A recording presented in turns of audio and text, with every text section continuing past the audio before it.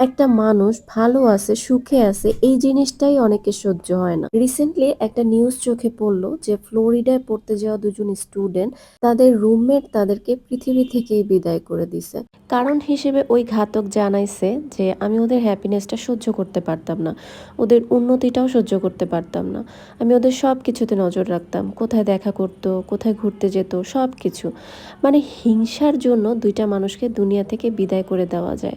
ওরা কেন ভালো আছে, ওরা কেন লাইফে এগিয়ে যাচ্ছে টাইপের হিংসা। এমন মানুষ কিন্তু আপনার চারপাশেও আছে। তারা কখনোই আপনার উন্নতি সহ্য করতে পারে নাই। আপনি কেন হাসি খুশি থাকেন, আপনি কেন এত চিল করেন লাইফে, কেন আপনি এত উড়েন, সব কিছুতেই তারা সমস্যা খুঁজে পায়।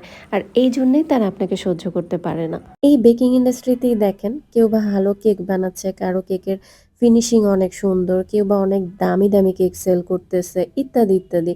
অনেকেই আছে এই জিনিসগুলো সহ্য করতে পারে না, নিজেদের মধ্যে রেষারেষি করে, ঝগড়াঝাটি করে, ট্রোল করে, এগুলো নিয়ে কাদা ছোড়াছুড়ি করে। আপনি হয়তোবা ভাবেন আমার ভালো লাগা, আমার সুখের ব্যাপারটা এটা সবাইকে জানানো দরকার, বাট বাস্তবতা কিন্তু একটু ভিন্ন।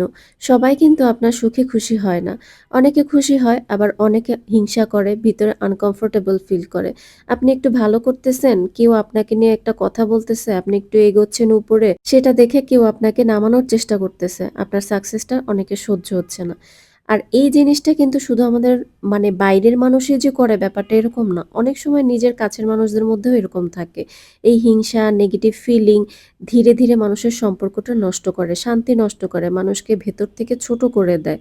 বেকিং সেক্টর বলেন বা যে কোনো কাজের জায়গায় বলেন, এই জিনিসটা কিন্তু খুবই কমন। অনেকেই অনেকের উন্নতি সহ্য করতে পারে না। আমি জানি এই স্টোরি প্রত্যেকটা মানুষের জীবনে আছে। তাই সবাইকে সবকিছু সবসময় বলতে হয় না, এসব মানুষকে লাইফ থেকে দূরে রাখতে হয়। তাদেরকে জীবনের সব আপডেট দিতে যাবেন না, তাহলেই জীবনটা সুন্দর হবে।